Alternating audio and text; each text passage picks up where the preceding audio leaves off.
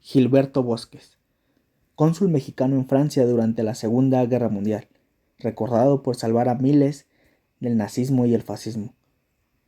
Profesor, periodista, político y diplomático mexicano, nacido en Chautla, en el estado de Puebla, en 1892.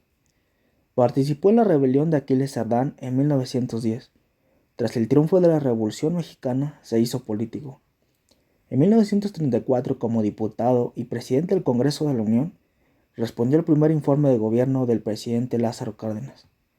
En 1939, cuando la República Española caía ante el embate de Francisco Franco y la guerra se cernía sobre el resto de Europa, el presidente Cárdenas lo nombró como cónsul general en París, Francia. Su misión real era convertirse en un enviado personal del presidente de México ante Europa. Bosques salió de París cuando la ciudad estaba a punto de ser tomada por los nazis. Con amplias instrucciones para establecer el consulado donde le conviniera, viajó del primero al sur y después a la costa norte.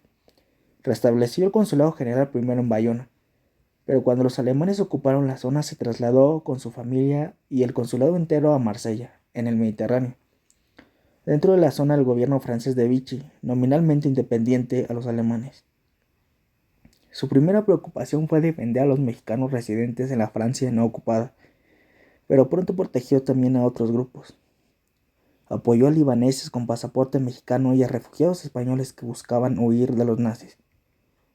De hecho, se cree que fue él quien convenció al presidente Lázaro Cárdenas de abrir las puertas de México a los republicanos españoles. Era tan grande la afluencia de refugiados que buscaban una visa mexicana que Bosques alquiló dos castillos, el de Reinet y el de Montgrand, para convertirlos en centros de asilo mientras arreglaba su salida hacia México. Entre 800 y 850 hombres fueron alojados en uno de estos, mientras que en el otro castillo permanecieron 500 niños y mujeres. Poco a poco fueron saliendo los exiliados, a los cuales el gobierno mexicano les ofreció la nacionalidad de inmediato en caso de que quisieran adoptarla.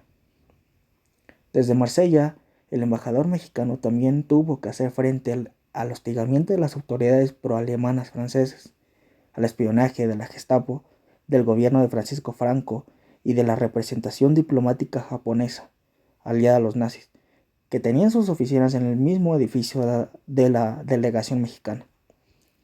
El cónsul no quedó satisfecho, sin embargo, amplió su apoyo a los refugiados antinazis y antifascistas, al concederles visas mexicanas. Las autoridades francesas los dejaban salir del país porque consideraban que ya no serían un problema político para ellos. Más complicado fue el caso de los judíos.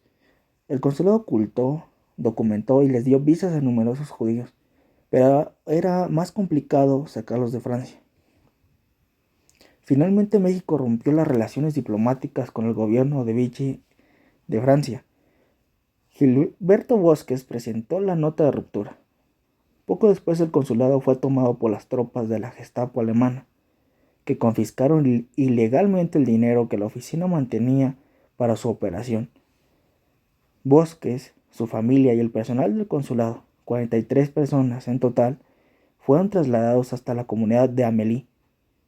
Después, violando las normas diplomáticas, se les llevó a Alemania, al pueblo de Godesberg, y se les recluyó en un hotel prisión. Ahí destacó la actitud de Bosques ante un funcionario alemán. Después de poco más de un año, los mexicanos serían canjeados por prisioneros alemanes mediante la gestión realizada por el presidente Manuel Ávila Camacho. Bosques junto a su familia regresó a México en abril de 1944. Miles de refugiados españoles lo esperaban en la estación de ferrocarril de la capital mexicana para recibirlo con gusto por su acción heroica. Tras la guerra, Bosques fue designado ministro de México en Portugal, Finlandia y Suecia entre los años 1953 a 1964. Finalmente, Bosques murió el 4 de julio de 1995. El 4 de junio de 2003, el gobierno austriaco colocó a una de sus calles en Viena el nombre de Paseo Gilberto Bosques. De esta manera, Austria quiso honrar la memoria de un ilustre diplomático mexicano, quien ayudó durante la Segunda Guerra Mundial a salvar a muchos austriacos del poder nazi. Asimismo, su nombre se encuentra grabado en los muros del recinto del Congreso del Estado de Puebla, desde el año 2000.